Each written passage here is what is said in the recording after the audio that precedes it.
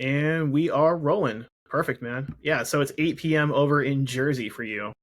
Sure is. That is crazy, man. I appreciate it because you're recording with me late at night and you have a million things going on right now. You are married, you have what, 3 kids? I have 3 kids, yeah. And you work as a carpenter during the day? Yeah, I do. I wear many hats, let's put it that way. Yeah. It's a lot of different things that I do, but they're all things that I love and I'm passionate about. So, Yeah, and how I'm long have you just been doing that for? since I The was a carpentry, at teenager. least. Yeah, I've been doing that since I was a teenager. My dad owned a remodeling company, and so it's just kind of it's transitioned much more over the past 5 to 6 years, um, where I just do like design. So like I design a lot of like whole house remodels or a lot of kitchens and large bathrooms and stuff like that. And I just work in CAD software and make, you know, pretty renderings for people to see. So it's cool for me to use the more artistic side that I think really appreciate about the trades. So basically AI is not going to replace you anytime soon. I sure hope not. You know, everyone keeps Yeah. saying AI can design a room. It's like, yeah, it can make a song. Have you heard their songs? I mean, I like, certain elements of AI. Like, have you heard like the generic country knockoff song where it's like boots and truck and crack a beer? Yeah, I think Yeah, AI can give you some cool and fun things. Compelling though, I don't know if that's necessarily the word that I would use for what not AI yet. can create. But yeah, it's definitely possible. But like anything else, I think hopefully people will just be able to use it as a tool and not a crutch. Yeah, there's some unsettling uses of it. Like, I just saw there was like a court case that was going on, and they recreated this guy to like give a impact statement, and I'm like, I don't like that. Yeah. Yeah, I heard about that and I was like, nope, that's wrong. Yeah, I and then don't the care judge was if like, I'm moved, and now because I've heard this, I'm giving another year of sentencing from like, wow. oh, okay, that Yeah. sucks, but Yeah. you know, Yeah, well, because yeah, it is a bit of a mockery of what it means to have an actual eyewitness. yeah, So, and especially something serious like a court case. But thankfully, we're only talking about AI in regards to the arts, and we're not talking about law. in 2025, I mean, go Yeah, figure. yeah, Skynight is coming for us all eventually. dude, it feels like it. I mean, at least maybe approach that on the next album. Yeah, dude, John Connors. Yeah. I've been thinking about it. I guess, how do you personally manage all these different things that you're juggling? I mean, you have to be a good husband, a good hmm father, good at your job during the day. It's like, how do you do everything and make it work? Yeah, well, I mean, first and foremost, what's helpful for me is to understand, I guess, sort of like the hierarchy or the triage of importance. My wife comes first, Mm-hmm. and I mean, I made, she's the only person I've ever made those like commitments to serve her above myself and to love her more than myself and to put her, ahead of myself. And so I don't say that to say that I do that perfectly by no means, but that's what I try to keep first, and then yeah, my kids, and caring for my kids, um, and then really the rest of it just comes down to I've really had to become very disciplined with my time, Mm-hmm.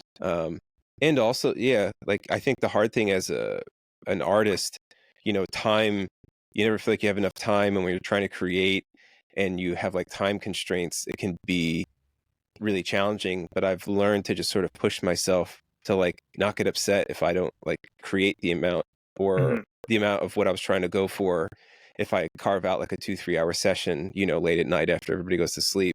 But just understand it's all part of the process.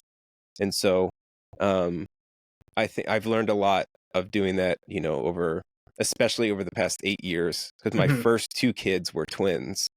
And so I had to be helping my wife, soon, I can't even imagine that. yeah, all day. And so the only way I could get stuff done was at night when everyone was sleeping. And it was a little difficult for me at first to figure out how to be creative when I was exhausted. Um, and I was just kind of beating myself up, to be honest, and it wasn't good. And so I had to Mhm. just start, you know, just understanding the situation I was in and just see everything as it's working towards something. Even if I just wrote a real stinker of a song, it's Mhm. like it's like you have to write bad songs to write good songs. So yeah. Yeah, I mean, with your first two being twins, I mean, like, what were your first thoughts? Like, oh, I was expecting one, but now Yeah. it's going to be twice as hard. Yeah. Yeah. I mean, so my wife, she is a triplet. Oh, wow. And yeah, and her mom's sister, her cousins were also triplets. So there was something in the water on her side of the family. So when we found out she was pregnant, we were kind of wondering, not boy girl, but how many Mhm. children are in there. So it was difficult because at first, honestly, my initial reaction was, I guess that's it for my music career. Yeah. Because I just couldn't conceptualize a way of like leaving her, Yeah, of course. um, and we just kind of had to pivot, and she was really helpful. I mean, my wife's been so helpful for me with so many things, even just with music, let alone everything else in my life. And so she was really helpful to basically say, like, why do you think you have to quit? And I was like, Mhm. well, I need to help you. She's like, yeah, help me, but don't quit. And I was like, oh, I didn't think of that.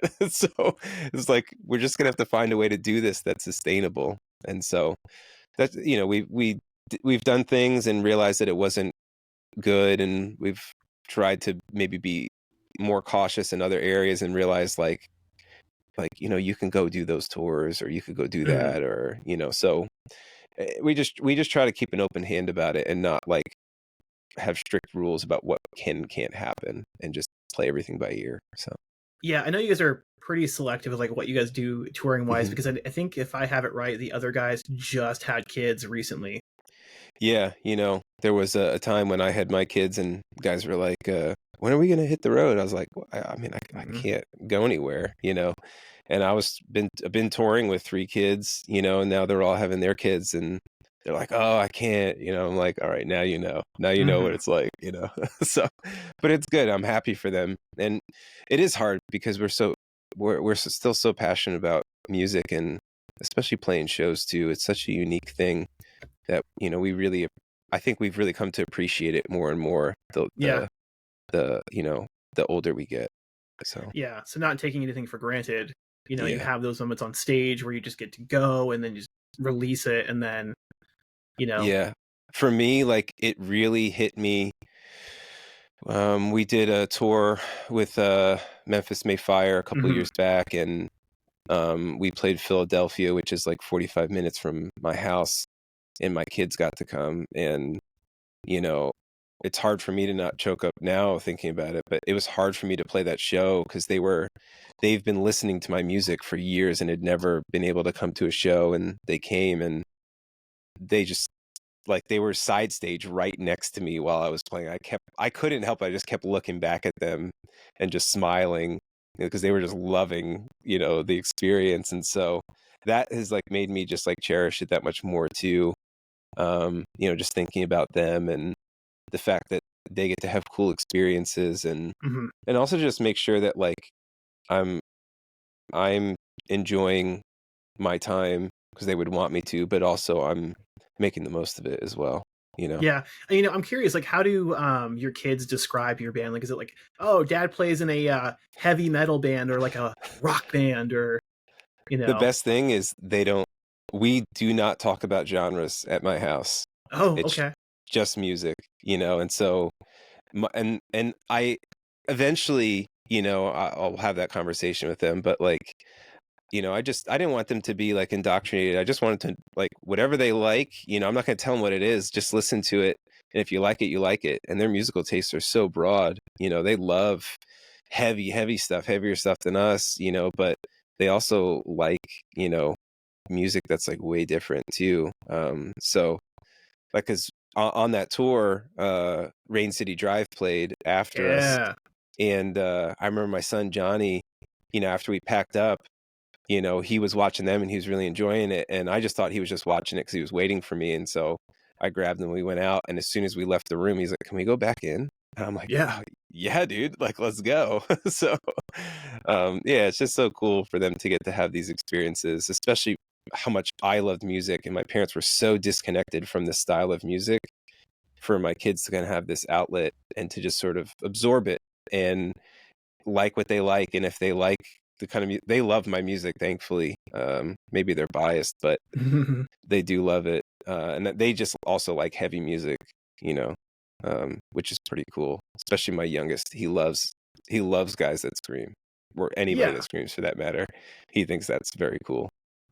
Has there been like someone like that he's met recently where it's like, whoa, like Well, he's 4, so, like, his conception of, like, who is, like, famous or not famous is, like, pretty, like, he has no idea, but, we played a show with Impending Doom, and Brooke is yeah. just a great vocalist, and Philip, my son, he's my youngest, he's 4 years old, you know, he was just watching Brooke, and after the set was over, he was just going, "Ah!" He's just, like, trying to make the sounds himself, and I'm like, "That's so cool." But for someone like who knows what Brooke is like, I mean, Yeah. it's like that I could see that interaction happening and it Yeah. being a really like wholesome and Yeah. just genuine thing. Yeah, it was cool. Because if we So know anything, it's impending doom is for the kids. yeah, that's right. Yeah, I mean, and it's like, yeah, it's impending doom, Demon Hunter, Phineas, Mhm, what else? I mean, your band, obviously, mhm. War of Ages. I think you guys kind of like. There's a subset of bands that are very like unapologetically evangelical, for lack of a better term. Mhm. It's just kind of Y right there. yeah, I think those are probably the bands that are still around, to that effect. Yeah, it's a much smaller group of bands than what it used to be, but yeah, quality's always more important than quantity in my opinion, so Yeah, what do you think that is? Like, I wouldn't say it's a trend, but I mean, I think at the time it was a trend, and I think a lot of people, um, I mean, you gotta think about who was the biggest band that everyone was impacted by during that era was Under Oath, you know? mhm. I mean, and they were just the biggest band. It wasn't like, you know, faith specific. They were just one of the biggest bands in heavy music, and so I think a lot of people saw that and were influenced by it, and they thought that maybe that had something to do with the way the music sounded. And I think people over the years that were invested in that, I guess, subset of music when they started to really think about like, do I want to be attached to Christianity? Might have realized that it's not actually something that they believed. Mhm. And I think that's why it kind of died off. And also, I feel like there were a lot of really poor representations of what Christianity is that put a lot of bad taste in people's mouths. And I know that we've suffered that having that association, you know, over the years. Mhm.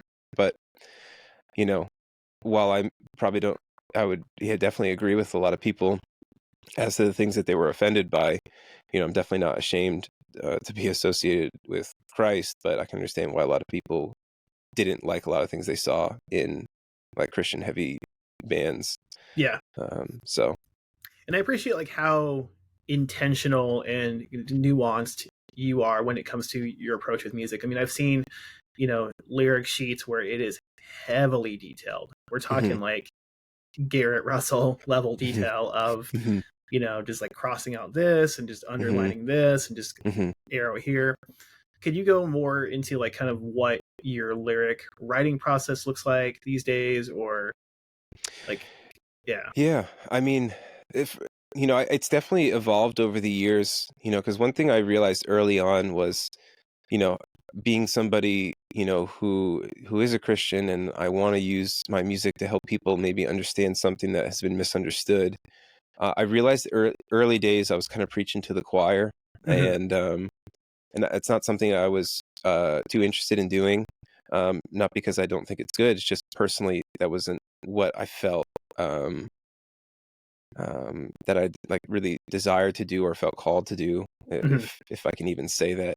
And so the way that I approach lyrics is I just really just my goal is to so to speak like reach across the aisle to maybe people that have not had a great understanding or a great experience with Christians or Christianity, and to maybe help them understand, to me, like I understand the things that people have been offended by or hurt by in the church or in the American church for that matter.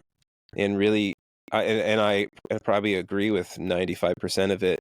Hmm. And what I would love to do is to help people maybe peel back the layers of the ways they've been hurt and take a look at the real source material and not like the people. Don't look at the televangelist who's asking for money, or the pastor who's abused power, but to look at like the man of who like Jesus is and who he was and what was he about, what did he do, what did he say, and what is the gospel actually about, and really for us to kind of get out of the way of that. That's really kind of what we're trying to do. And so I just try to approach lyrics in a way, you know very similarly to, I guess, the way that C.S. Lewis approached like his fiction writing, which is Hmm. trying to use like allegory and metaphor and try to use different try to use things that people understand to maybe help them understand something they don't understand.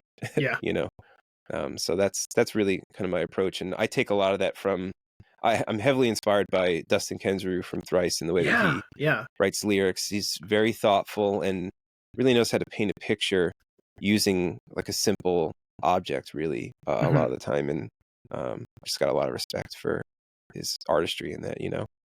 I love that. Yeah, I was actually going to ask you later on, like, if you had time to sit down with Dustin and kind of just talk music or Mhm. songwriting, kind of like, how would you like that to go? Yeah, that's a really tough question because there's probably so many questions I want to ask. But yeah, I would just ask him, yeah, what's your like philosophy, and what makes you want to write lyrics? Um, what we could be instrumental bands, or he could write about anything, but what makes you want to write about the things you write about? What sort of Hmm. motivates that? And yeah, where he draws inspiration from, because he's been doing it for a long time, and there's Hmm. no way that it's the same things as it was day one, because I know it's not for me. No. Um, and so, and I'm always trying to find different places to find inspiration from, where, you know, I find I've been finding inspiration from movies. I've been finding inspiration from like just literal artwork, which is such a cool thing, um, to be able to be inspired to write lyrics based off of something that is so far from lyric writing. Definitely. I mean, you've been at it for such a long time too, where this is album number 6, Mhm. and you've been with Solid State for, I want to say, the entire time. Yeah. Yep. Yeah. I mean, is Since this like, 2011, 2012. yeah, is this the last album on your deal, or is there more to come on that? Or No, this is actually the first of an like we extended our let's our go. uh, our deal. Yeah, so this And is they had an option, they picked it up, and yeah, I mean, so this is the first one, yeah, and there's options, and we are there's gonna be a lot of music coming, I can tell you that. okay, yeah, yeah. I Yeah. mean, so with this long lasting relationship with Solid State, what about them makes it like the place to be? Yeah, I mean, so one thing I can say, which is probably the most rare thing any artist can say, is I have had the same A&R since we signed. No way. Um, yeah, Adam Scatula. I mean, he is s- a, a wonderful guy, truly a friend. When I first met him, I knew I was like, I would just be friends with this person, like nothing, not even music related, just as a human being, I'd want to be friends with him. And and we were the first band that he signed. He was new, and during that time period there was like A&R turnover everywhere, like Mhm. all the time. And we just saw eye to eye on so many things musically, um like purpose was aligned, and as well like they've just been willing to give us such creative freedom and support in that. They've never told us what to do. They've never, they've just tried to find a way to let us be us and to grow and be better versions of us each and every time, which all I can be is grateful for that. And they've given us the opportunity to do that for so long. So yeah. And I mean, funny enough, speaking of Solid State, to speak of wolves, have you ever been confused for that? Okay, because I'm like, I've always wanted to ask that question. Like, yeah. So funny story about that. We get they were booked for a festival, but I think the festival thought that they were booking us, and so they booked them and promoted us on the flyer, and people were upset that we didn't come because they didn't book us, and we couldn't figure out why. And then that same thing ended up happening the other way around with a different festival, and but that was a long time ago, so I can we haven't imagine, had that problem since. It's like you're feeding your son, and it's like, man, like, leave me alone, dude. Like, I why am I not in the middle of a field in Ohio? Like, yeah, that's hilarious. Yeah, I forgot about that until you mentioned it. That's funny though. But yeah, I mean, 6 albums deep. Why do you think you've been able to last as long as you have? I mean, a lot of bands don't last, 4 albums even. Yeah, I mean,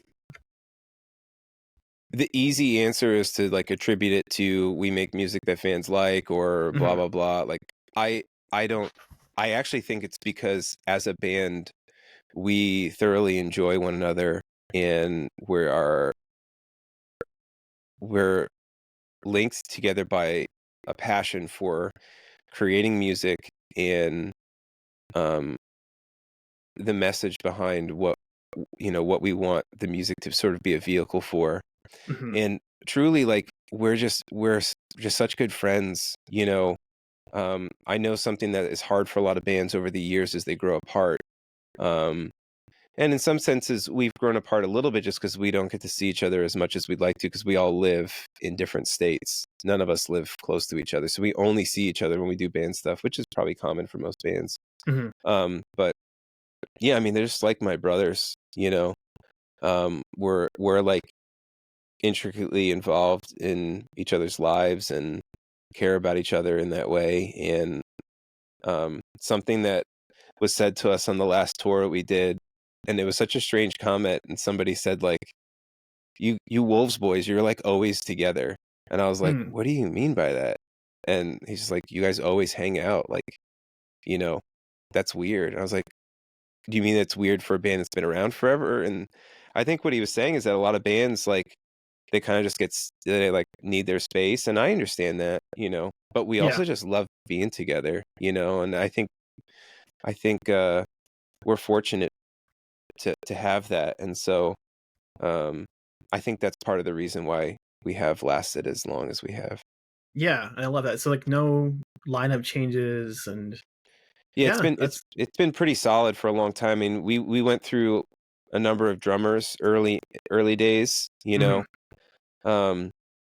but we, Abishai, who's been in the band for a long time now, I mean, he's so talented and the most fun, like, human being.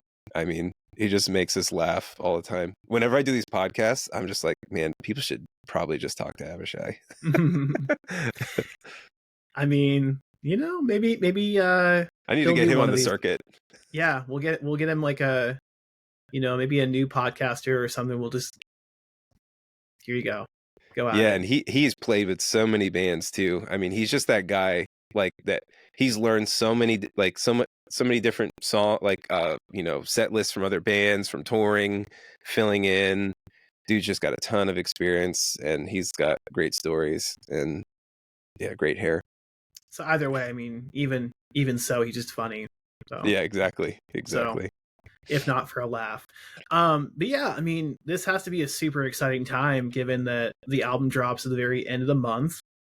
And yeah, I mean, this is going to be, kind of a conduit. It's like someone's going to find this album who's never heard of you before and Hmm. like, wow, this is my next favorite band. Yeah, I've never thought about that before, and that is really cool, and that's exciting for me to think about because I know how Hmm. that feels for me. I mean, it still happens, I'm 38 years old, and that still happens for me where I'm just like, Oh whoa, yeah. like where has this been? Like I just heard a song from a band called Johnny Booth, and Yeah. I'm like, this is great. Like, I was just, uh, it's so fun to be surprised, by music like that. So it is exciting to think about the fact that we may be able to do that for somebody else. Yeah, and I feel like your band is very underrated, and it's kind of just picking up steam in a new way. Like I feel like COVID happened as you guys were picking up steam with Hmm. your Eclipse. 2019 release, yeah. Yeah. And then it's like, well, shoot, Yeah. guess we don't get to tour on this now. And then Yeah. Yeah, that kind of took the wind from our sails a little bit. Yeah, because we got a bit of a second wind. We've always just been just, you know, the tortoise and the hare were definitely the tortoise. We never mhm, had a fast, glow up or anything. But I realized a long time ago that that's not, um, if I'm trying to measure success in that way, I'm gonna be depressed and not want to make music. mhm, And and also it's more like self-serving, and I mhm. really am trying to uh, serve people with music, honestly. Obviously, like I enjoy it, and it's a lot of fun for me, and it's such an amazing privilege to have. But it is something we just want to give people, Yeah, 'cause music has given a lot to me, and also I've just received a lot of grace in my life, and so this is hopefully a way that we can, um, pass that along. totally. And there's a lot of like stories and lessons that you can kind of derive from the band, like where, you have this skilled craft of working with woods, like, you have that to kind of lay the foundation so you can do the band well. Hmm. And you're taking your time, you're 6 albums deep, and things are really just taking off. And you have a pretty good following on Spotify. I mean, that's got to be a blessing. Yeah, it is. It is cool. It's a strange thing, but the thing that we're most happy about, is regardless of the monthly listener thing is such a strange thing, but Hmm. the followers, that we have, the people that follow us on Spotify, is really a crazy thing to think about. And yeah, we're just grateful for it, and it's what's crazy is, yeah, like we have lots of like young new listeners. There's a whole new generation of people that are, like you said, picking up our songs for the first time, which is exciting that we could still be a band this long and to make something that you know doesn't feel like it's from long ago. you know, we're not a time capsule of when we started the band. No, and I get that. I mean, like, it's, I guess for someone who is just now discovering your band through, with the new music videos and the album when it drops, like, how would they kind of go about discovering, your past material? Would they go through the last couple albums or start from the very beginning or just go through singles? Yeah, I think it really depends on somebody's personality, and there's people that get invested in our music in different ways and different albums. There's lots of people that, Eclipse was their first album Hmm. and followed us there and then went back, you know. Um, I do think if somebody's finding us today, depending on what they're liking, I think it's well worth going back and listening to other albums, just probably just picking some of the more popular songs off those albums, and you get a feel for where we were at that time and if that's something you connect with, you know. But I think an easy way to do it is just to hop on YouTube because all of the music videos, and you can kind of see sort of the different iterations of the band and where we were at musically.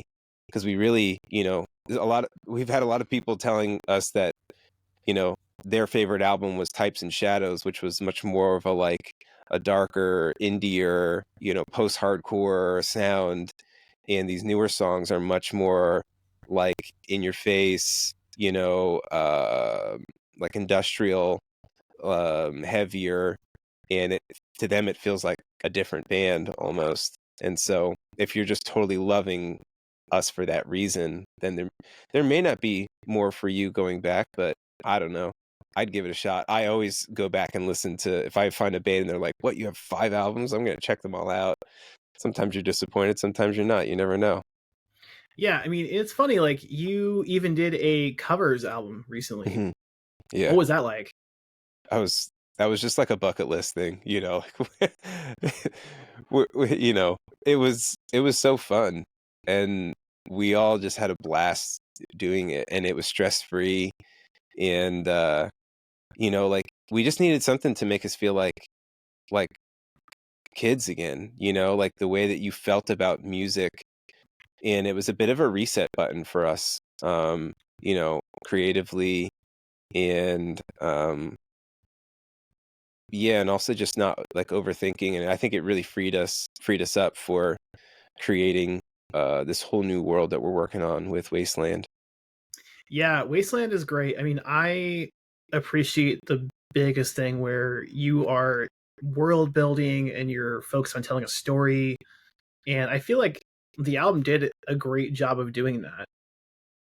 Oh, I want to hear thanks. more about your perspective and like how you kind of approach that. Yeah, I mean, I've always loved telling stories and songs, and I think it's such a powerful, um, yeah, such a powerful way to communicate a message. And um, it was really as I after eulogies, after we basically finished tracking, I just started writing for the next album, and I just started writing a lot of songs. And Hmm. I started to notice something in the songs that I was creating. Just there felt like they were just like I was making songs that were just so like opposite of one another.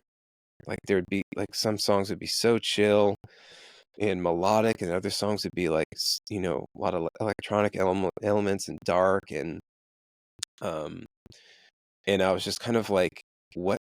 I was kind of like going, like, what's going on? Like, what is this stuff that's coming out of me? And the more that I started thinking about it, I was like, man, it kind of feels like there's a world being built in these songs. And I started thinking about, like, I said to myself, I know you're afraid of writing like a true, like, concept album, but what Hmm. if you did? And um, it was at that point that it just like ideas just started like coming to me, getting pieces of the story. And then I just started mapping it out and started thinking about how songs would fit that. And it just sort of blossomed. And I had so much fun creating it. It felt like it just felt like such uncharted territory for me that I just loved exploring. And to be honest, I would be just as fulfilled making it if nobody ever heard it. I just had Yeah. so much fun. Had so much fun making it.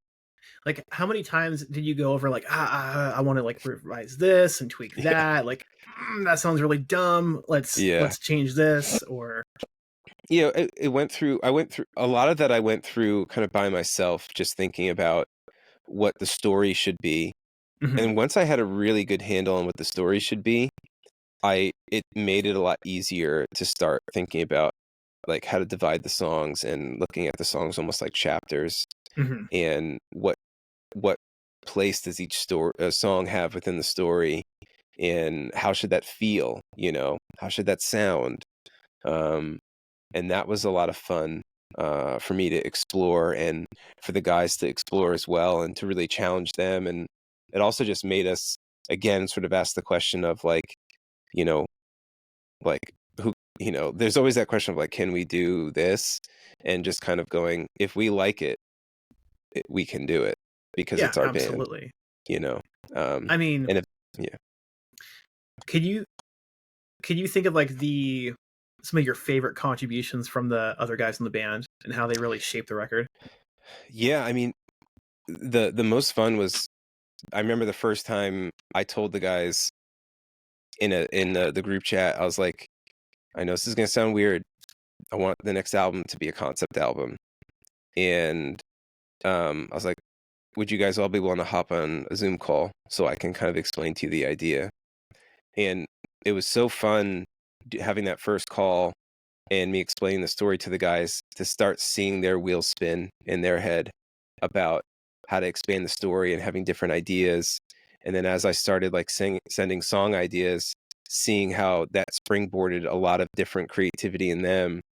And because they were starting to really buy into the story, and they were thinking about how can I help tell the story.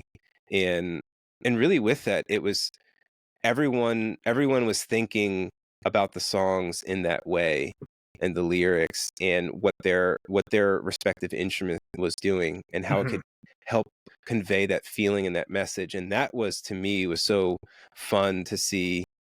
You know, like the first track is called Pain, and I remember Abishai working through the drums, and he had a completely different idea for a certain section on the drums than I would have ever thought about.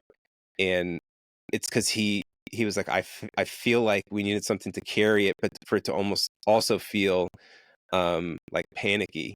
And I was like, yes, that's exactly what. And then he showed me the idea. I'm like, yes, like it was those sorts of things that and like Nick at the end of a song called Smoke, you know, he said, I want to like scream and cough at the end as if I'm choking on smoke to kind of, you know, buy into the imagery. And I was like, go for it, dude. And I just like all of those like little like garnishes and spices, you know, that were being added to the pot, just made the songs that much better.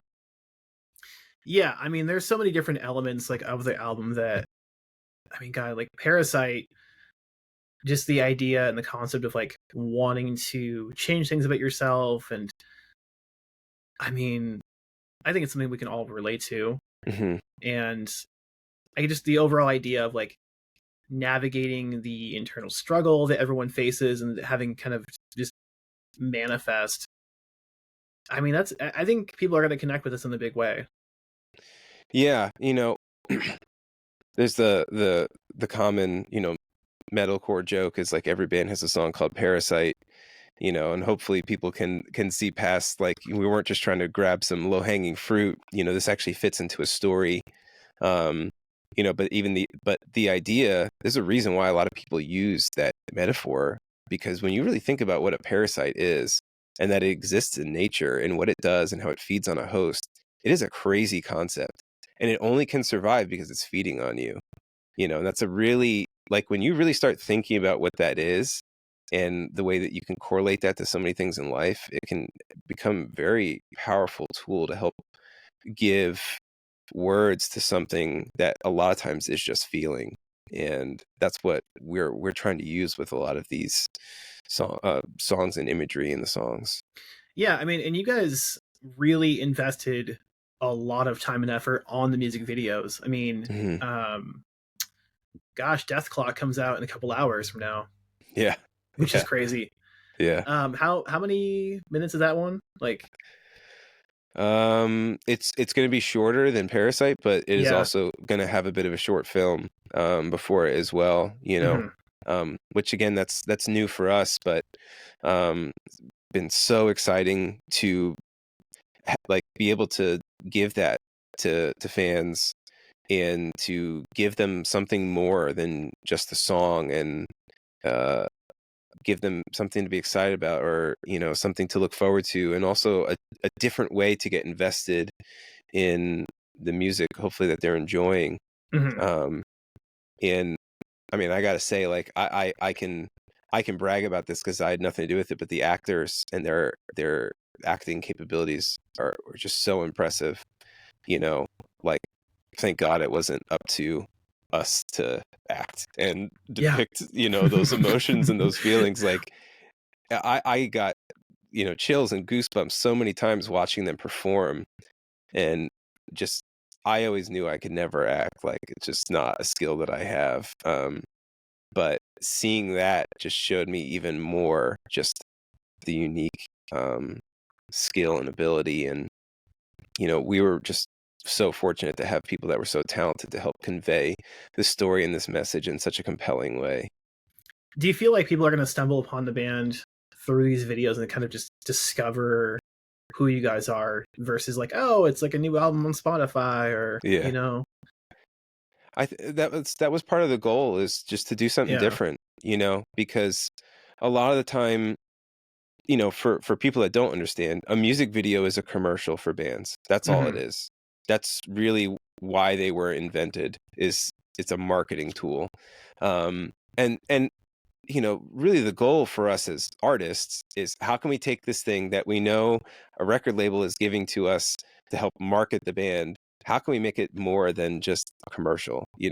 More than just a marketing piece. And obviously labels understand that too. Yeah. But there's always that friction of, you know, like what a music video is supposed to do and what it's not supposed to do. But the label, obviously, they bought into the idea and they were supportive, and it's not normal. And that, part of that was, we're hoping that maybe that will also just separate us and help help build some intrigue into the band. If you've never heard of us, that there are people who are upset. They're like, I didn't want to have to sit through 8 minutes of a short film before a music video. Other people might go like, well, what is this band? They've got 8 minutes of narrative before the video. Like, they're trying to say something. What are they trying to say? And that Yeah. might intrigue some other people too. And that's really what we were hoping to do. Obviously I was not surprised by the people who were just like, timestamp, music video, thank you.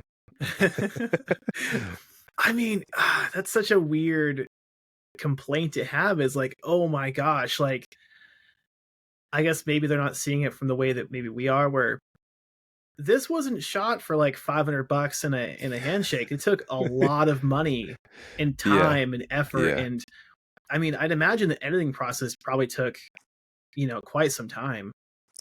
Yeah. I mean, this, this, uh, yeah, this was, I mean, it was definitely expensive. Yeah. And, um, and that's the thing that, yeah, I don't understand either, is like, for me growing up, anytime any band I was into was willing to give me more, I was grateful. Yeah. Even if it was something that I ended up not liking, I was still grateful to have more. If it was behind the scenes footage, or if it was a live performance, or if it was, tour footage, any of it, because you're into the music that they're making. And I think, yeah, I don't know. But I do think a lot of people are really appreciative. And the thing that's exciting too is, Garrett Drake and Kevin Johnson are the guys that were heavily involved in the creation of, this narrative, or the short film, essentially. They want it to be a short film. When I kind of told them my idea and told them the story, we've never had people buy into something we were doing so heavily, at least in such a, it's been a long time since we've had people basically just go like, I want to help bring this to bear, and I'm willing to like work really hard to do it. And Yeah. they did, and and Garrett's actually submitted it to a short film festival in Georgia, I believe. Yeah. Make some award season money. Yeah, I mean, for him, I just, yeah, I really hope that it just highlights, his giftedness and his creativity, and maybe it could be a way for us to make this short film not so short a film, and maybe make it a film. That would be amazing. I'd be totally honored for that to happen, especially for Garrett and Kevin's sake. They're such talented guys, and there's a lot of selfless hard work that they put into these videos. And at the end of the day, their names are in the credits, but like, Mhm. what everybody remembers is the name of the band and the song title. So Yeah. I mean, I saw yeah. the credits and I was like, oh my, that's a lot of people. Yeah. Yeah. And everybody there, and that was the thing too that was so rewarding, was all the actors, like, they were thanking us for being involved, and I'm just like, whoa, like, no, I want to thank you. Like, you Mhm. guys brought your incredible talent to us. We felt so humbled, that they were using it for, and for me, like, it was like, it's a story I came up with. I just felt so humbled by that. And so it was such a great team, and it was fun, and it was a wild experience for me, because I've never seen anything like that, um, in the way of like a production that was pretty big for us. So Yeah, I mean, and I get that though. I feel like even people are going to be able to look back on this album like 20 years from now, just even having these videos as a kind of like a time capsule sort of thing. Hmm.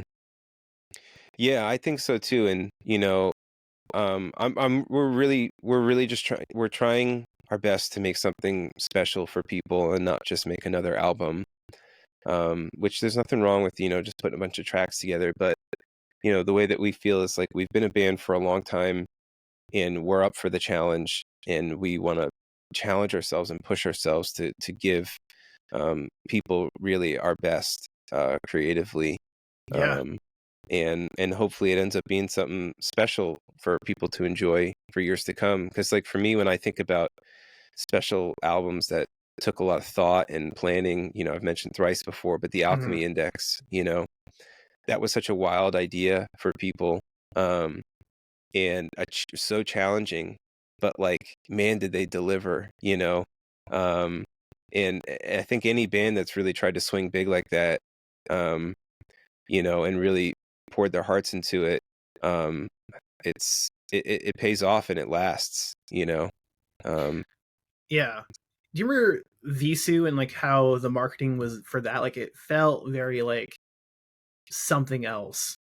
yeah, it did. Yeah, I remember that. Yeah. Yeah, I remember. Yeah, there was a certain feeling to it, Hmm. and and that's really cool when bands can do that. Current band that does that now is Spirit Box. Hmm. They do such a great job with their visuals and how they're communicating. Whatever a new iteration is of the band, and there are a lot of bands that do that well nowadays. And because and a lot of money gets invested in hiring really talented people, and a lot of that you're obviously you're trying to sell records, but it's also, you're trying to give people something that's quality, and you have to have respect for that, because in this day and age, like what the industry would prefer is to just just crank stuff out and get singles out, Yep. um and anybody who's trying to fight against that and, you know be intentional, I got respect for. Well, speaking of Spirit Box, I mean, you had Josh Gilbert co-produce the record, Yeah. so I mean that's a big deal. What Yeah. was that like working with him? So easy. um yeah, it was such an easy working relationship and fun too. um yeah, just as a person, I just enjoy being around Josh and Joseph. um yeah, we just have fun together, and that's like obviously like super important for a working dynamic. And the thing that I really appreciated was, they really didn't, they wanted to work with us because they didn't want to change us, but they wanted to help us be better. And that's all Yeah. I want. That's all Yeah. I want for myself, is I want to write better songs, and I want to learn from other people. And I've learned from those guys from the first session I spent with them. I went out there, I flew out to LA and probably did like 4 or 5 different sessions with them. Um, and I just learned so much, and they're also so generous too, just with their experiences. And showing, like, they're doing something on the computer, like, well, how'd you do that, or how'd you come up with that sound, and they just let me be a part of that. And also they were super encouraging to me. I always think that, especially songs that I'm working on, I just always have the temptation to think that it's just, you know dumpster fire. And they were really encouraging to me, and I was grateful for that as well. So yeah, and I mean, Josh and Joseph, they just pushed us to be a better version of ourselves, and you know and we're so helpful in that way. I could probably talk a lot more about that, but that's probably the best I way to explain it. I would love to hear more about it. Like, I mean, is there a certain like song that just like it was right there, but then like they kind of took it to that next level Yeah, I mean, where Parasite was definitely one of those songs okay, where a lot of the core identity of the song was there. But one thing about Josh that I really appreciate is, it can be very easy for a producer to kind of, like, if you feel like you're hitting a wall, just go like, well, it is what it is. It's very easy, I think, for people to do that. And Josh is kind of like me, where he's a bit of like no stone left unturned, not to like a crazy degree, but like when he knows it's not right, he's not just going to move on. He's willing to Mhm. be patient. Like something's missing, and what is it? And his patience, you know, and working with us in trying to figure out, like, we had the identity of the song, but it was missing like this 25-30%, you know, that he helped bring to bear. And even when we were almost thinking it was done, there was like one last like push that he brought in that really made the song what it was. And we haven't had that experience like much at all, honestly, with any outside producer, Mhm. because we've self-produced a lot. And so that was really special for me, just because a lot of experiences we've had in the past haven't. That's what I want. Yeah, I want somebody to really push us and help us in that way, and also be like, be willing to just let us do something different than what you might think we would want to do too. And because sometimes you listen to a band and go, okay, this is what you are, this is what you do. We don't necessarily. We just want to write cool songs. So if it's cool, like, definitely. let's do it. And we've been told before in the past, like, oh no, you guys, no, you can't do that. Like literally, Mm. that's been said to us, and I'm just kind of like, why? Like, why can't we do it? Like, you do that with a lot of other bands. Why can't we do it? So yeah, Yeah, I mean, was there any like guitar related stuff that he brought to the table where, oh, I have this idea, but ooh, what about this? yeah. So with that song in particular, it wasn't for a lot of the songs, but that song in particular, I had the chorus written, and Josh was kind of like, he's like, man, I feel like there should be like a sort of post chorus, and this Mm. was before I even flew out, and we were just like talking over Zoom, and I was like, do you have an idea of like what direction you're trying to go? And like I was trying to like work out some like chord progressions, and he goes, I think I have an idea. He's like, let me hang up, and I'm going to work on something, and I'll call you back. And he called me back, and he's playing to me, the section of the song. There was no vocals or anything, but the part where it goes, and I died a million deaths to live, that comes after like the first chorus section. He was playing the music, and I was like, wow, this is rad. This is a really cool rhythm, cool, like, riffy chord progression. And while I was hearing it on Zoom, he played it for me once, and a melody jumped in my head immediately. And I said, hey, can we hang up? Because I'm going to try and record a vocal idea real quick. And so I hung up, and I just, from memory, somehow I just tracked the vocal idea, and I sent it to him, and I was like, does this fit what you're doing? Is like, dude, this fits perfectly. Like, this is amazing. Yeah, So it was man. like that was like a really, I've never done that ever in my life, collaborated in that way. And so that's kind of what gave a bit of new life to that song, was that collaboration.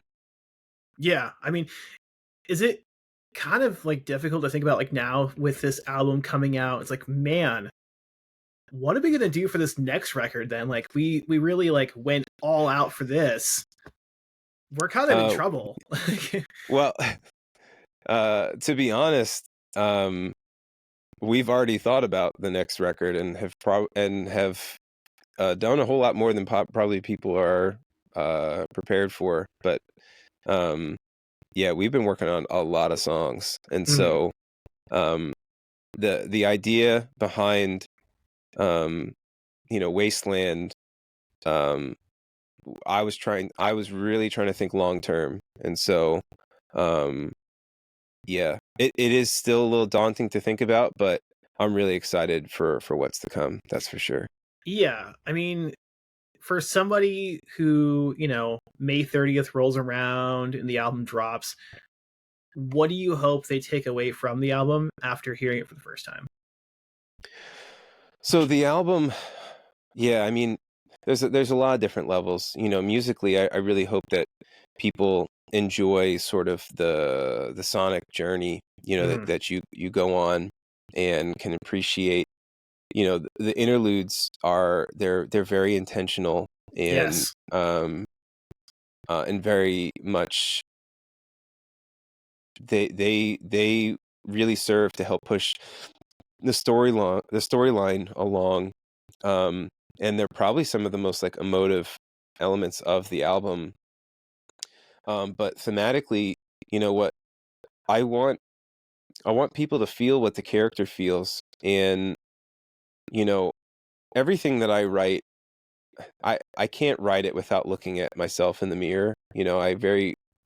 I just can't write something without seeing a certain truth in myself, if that makes sense. Like, I don't talk about like what I see in other people. It's like these are things that I see in myself, and the album is about really somebody who's trying to sort of live lawlessly and selfishly, and there's a way in which that we all do that.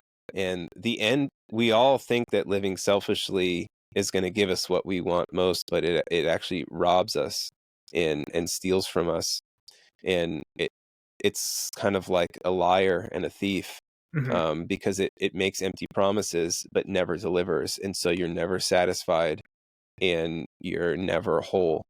And that's what I'm hoping people will be realizing as they listen to the album, and to realize, that living for self, uh, and essentially devoid of God is going to leave you feeling hollow. And that's sort of the place the character gets brought to.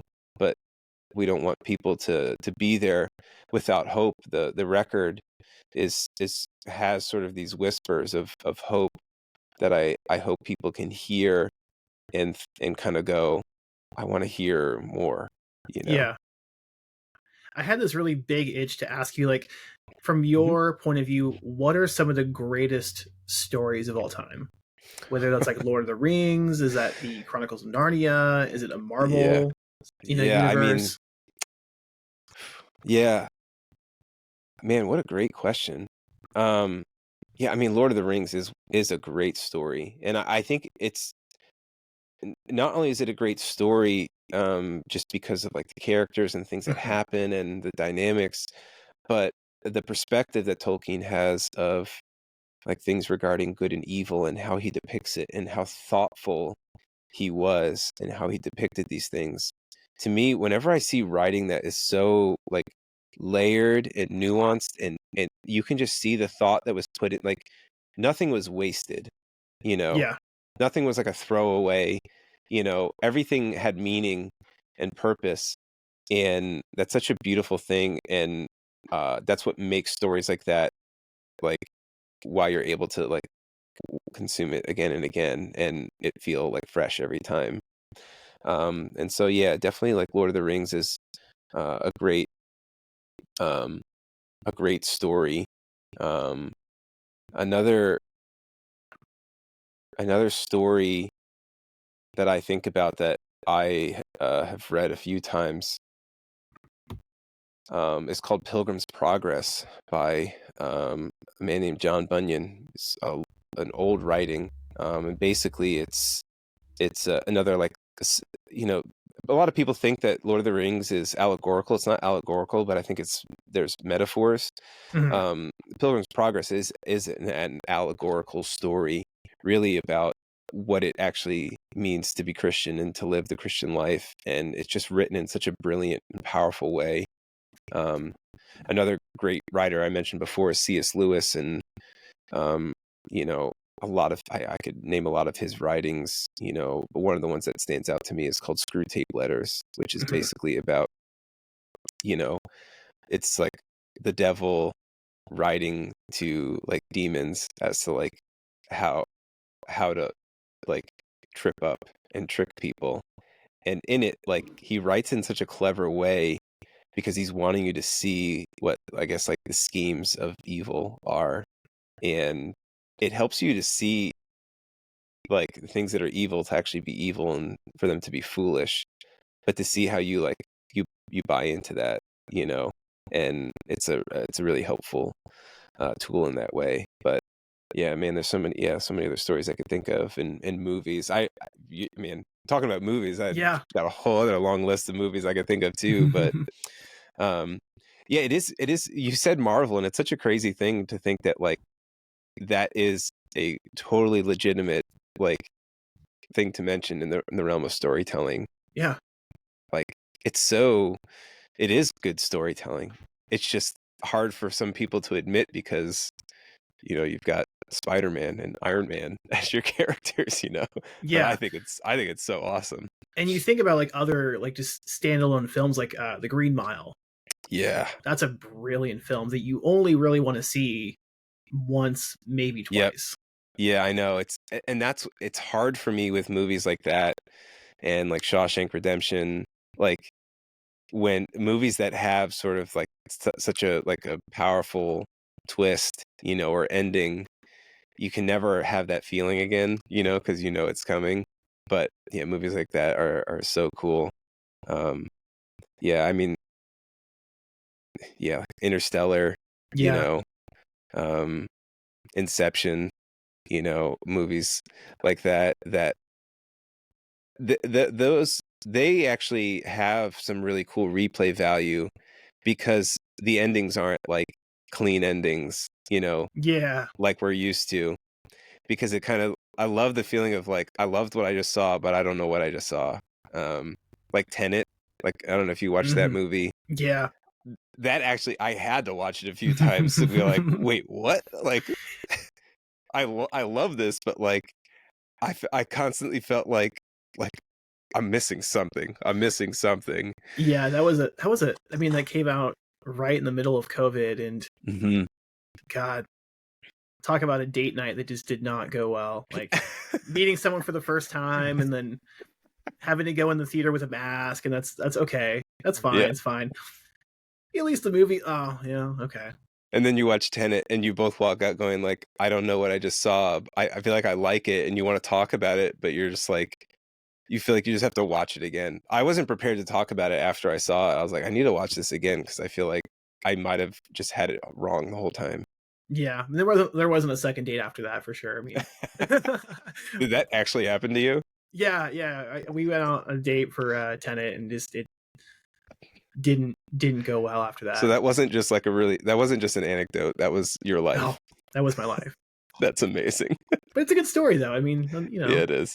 But dude, I can't believe I have you till like 9:30 at night, dude. I respect that in a big way. I mean, you must be exhausted because, I mean, you were up and at 'em probably. Like, I mean, when do you kind of start your day? I mean, thankfully it's not as rigid, as it used to be. But like, it could be 7, it can be earlier. Like today I was up at 5:30. I just don't know why. Same. I was up and I was like, I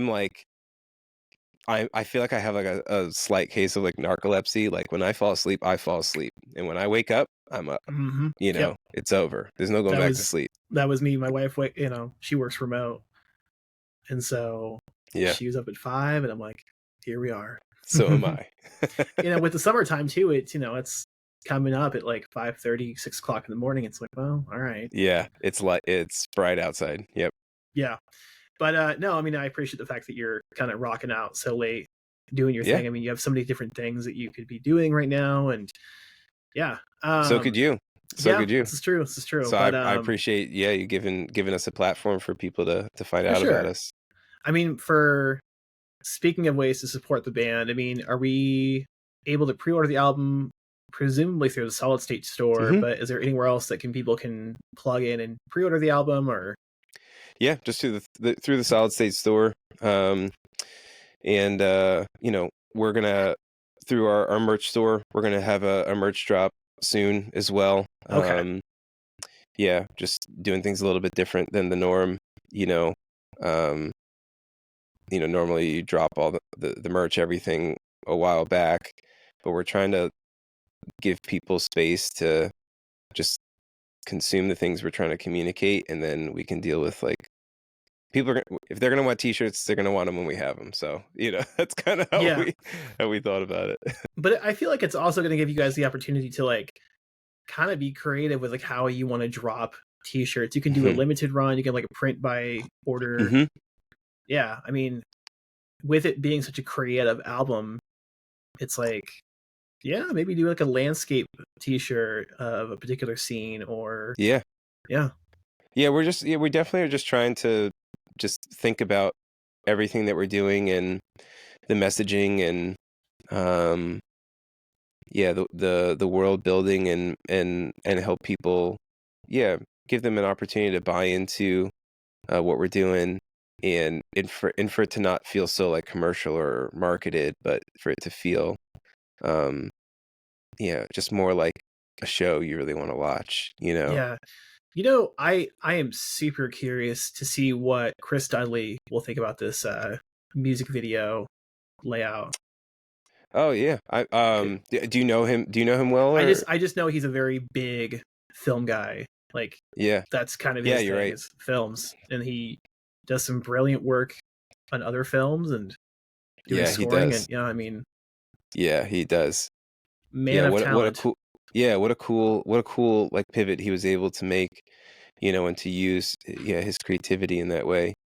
Yeah, hopefully he digs it, you know, and yeah, honestly for us we also hope that it's inspiring for our like friends of ours that are in bands and other artists as well, because we're inspired by, you know, our peers and other artists to that effect. And you know, it's like part of the reason why you also try to put out good material to Yeah, inspire one another. is Solid State open to like remixes or like Hmm. redos or yeah? Because I'm wondering like I was thinking like Cody Quistad from Wage War would be a fantastic guest vocalist on a song just to redo it. Yeah, yeah, Cody would be he would be great. Yeah, he helped us on a few songs Did on our he last really? album. Yeah, we Okay, worked yeah. on yeah, we worked on a song called Shadows and Out of Sight with him. Did it over Zoom during COVID, you know. Um yeah, and he's such a talented guy and super kind, and he's great ideas as well. And he was super encouraging to us as well. Yeah, So but that would be technically, yeah, yeah. technically Wolves is in the Cody verse then. Yeah, yeah, exactly. Yeah, yeah. Just another band. Yeah, Yeah, yeah, isn't that funny how he's created such a world like of his own? yeah. That's It's a 2 degrees of separation. You know, yeah. Kevin Bacon scenario with Cody. I feel like we should really just run with that. I mean, I've been using the term Codyverse for a minute, and yeah, because he's such a talented guy. He does everything. Yeah, and he's also very personable, Yeah, he's and humble. yeah, he has a I can see why so many people would want to work with him. I think just as a person, you know, and that's so important. You know, I'm sure he's able to help a lot of artists feel comfortable, Hmm. and then with that, he's got great ideas, great instincts. You know, so that's a great combination. Yeah, man. Is there anything else that you would want people to know about the album that we haven't touched on, or No, no, I mean, yeah, we covered like everything in regards to like what the album's about, and you know, sonically and the music videos and the story. Um, so there's nothing else that I can think of at this point. totally? I believe you guys have some fall plans, kind of like on the horizon for touring, or They're brewing. the They're ruin. brewing. Is it confirmed, like locked in, or is it like maybe kind of Uh, it's maybe locked in. okay, maybe locked in? Yeah. We Okay, have a so lot we have a lot more moving parts, you know, but we're definitely trying to make something happen, that's for sure. We yeah, hear I'd imagine yeah. like you're itching to play some of these songs live. Yeah, yeah, we've already gotten to play Parasite live, which is a lot of fun. You know, when we were filming Death Clock, you know, the music video, we just after each take we're like, this is gonna be fun to play live. Yeah, the Yeah. countdown part is really, really, really fun. Yeah, that it is fun. It was fun to do playful things like that for us, which was very new, you know, to do things that like to me that is like a little playful, you know. It's sort of leaning into, you know, the metaphor and not being afraid to like, yeah, put a countdown in a song called Death Clock. And I think some of those things help maybe the songs feel a bit more cinematic, which is what we want it to do. We want it to feel a little bit larger than life, larger than just, you know, five dudes with instruments, you know, to make you feel like you're somewhere. Um, Yeah, yeah, which was a lot of fun to do that. but yeah, I mean, shout out to you guys for having the idea. Shout out to Solid State for helping For make yeah, it for happen. backing it. Yeah, Yep. I mean, because they could have just said no, but again, they're people that facilitate the idea. I mean, Yeah, yeah, it's funny. Brandon Nebel, he yeah. owns the label. He had posted something on his Instagram. It was I forget what it was. It was like some sort of like meme, and like it was like a list of things that like a starter kit for like a record label owner. And like one of the things at the end was like, a band saying that their next album was going to be a concept album. And and I saw that and I was like, hey, so about that, we actually want to make our next album a concept album. and, and they were cool. I explained the concept. They're like, yeah, it sounds cool, you guys should do that. And I was like, all right, cool. I was just saying that, but I guess now that you're in for it, we have to do it now. Yeah, he could have totally said We were no. actually thinking this, but Yeah. So, but yeah, the goal was for it to still just be an album. We don't want people to be scared away by the idea of a concept album where it means like you're not gonna like, you can't just put on a track and enjoy it. You can. yeah. There's a lot. I mean, again, like, yeah, Death Clock. I mean, on its own, great song. Yeah, and I think that that we did that by design. Because we get what you're in. We get that everyone consumes it. Their music on Spotify and other DSPs. And playlists and all that jazz. So we were trying to toe each line as best as we could without compromising what we're trying to create. Big brain. Works on different levels. It works as a whole album with the interludes and everything, and then as singles. So well done. Yeah, thanks. I mean, most people can't pull it off, but you guys did. I appreciate that. Yeah, man. I appreciate that. Hopefully a lot of other people will be able to enjoy it. Cool, man. So album drops on May 30th through Solid State. I mean, album number 6. That's right. LP6. And, you guys get the summer to kind of let it simmer, and then who knows, maybe some touring plans in the fall, and then 2026. It's just kind of off to the races, hopefully. We're going to keep rolling. I just tell everybody to keep their eyes peeled. That's all I'd say. Yeah, hopefully more moments for your kids to headbang to. Yeah, I would love that, and so would they. I'm curious, like, what does your wife think of this? Like, is she like really in tune with the whole scene, or is she kind of like adjacent to it, or? Yeah, she's kind of like, I mean, so I was surprised when I first met her. She actually liked a number of bands that I was into, and so for me, when I met her, when I meet a lot of people, my band is like not something I try to bring up, and especially at that time, I wasn't married, and when I would meet people that I was interested in, like I just didn't talk about it because I didn't want, if somebody's going to be interested in me, I didn't want that to be the appeal, because it isn't who I am. And I remember when, all of my friends always try to embarrass me. It's like, he's in a band, and all this stuff you can imagine friends do. And she liked a lot of the same music that I did. And when she heard our music, she loved it. And I was like, that just feels like a freebie, like, and we already at that point, like, we already had, liked each other. So that wasn't in the way, thankfully, of us like actually getting to know each other. And she's just been such a great support to me and encouragement too, especially when I've just felt like I'm not very good, or I just feel like writer's block, and there's a lot of things that have been really discouraging for us, throughout our career. And she's been really good to just remind me, of why I'm doing this, and that's really, really helpful for me to have somebody who has the purpose of our band, she's totally bought into, and that's why she supports it, not because she likes the idea of having, a husband who is in a band. Like, that's not actually like a great thing for wives, is to deal with a husband like, touring and being gone and all that stuff. So yeah, especially since she can't just like fly out and I know she used to come with us before we had kids. She would just come to she would come on tour with us as much as possible. And she was so good at touring, like it was impressive. And those were fun days. And she misses that and I miss that, but such is life. It's a skill though. I mean, yeah. As we all know, it like is a skill. someone gets on the road, like, you know what? I actually don't like this.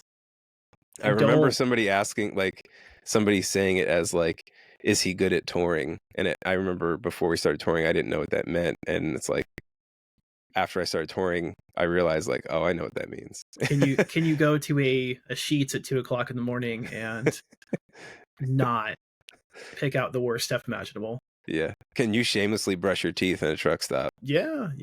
It's like, will you pay the extra $3 for another thing of baby wipes? Yeah. Yep. It's basically just like how much like humiliation are you willing to endure? That's like a lot of it, and discomfort.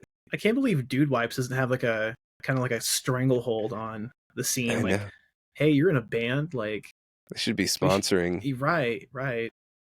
I feel like there should be some sort of non-prof, that's like getting Dude Wipes to guys on tour. I mean, at this point, I guess like what's the killer water, Liquid Death, is it Liquid Death? Yeah. I feel like they're already too big because they got bought out by Coca-Cola, like, yeah, so that's already kind of way out there. But so you have the White Monsters, you got Dude Wipes, and you got because Monster definitely loves the bands. They do love the bands. But dude, it's been a pleasure speaking to you, dude. Encourage everyone to jump on wherever you like to listen to music and check out the singles, check out the videos. Like I said, Death Clock comes out an hour from now. Yeah. I'm excited for it. I mean, I saw a bit of a snippet, so it'll be fun. Yeah, it's really cool. We're really happy with how that one turned out, and in no time, the album will drop. So yeah, thanks for having me on, and this was a cool conversation. It's always fun to just see, you never know where podcast conversations will go, and this was unique, and so I appreciate that.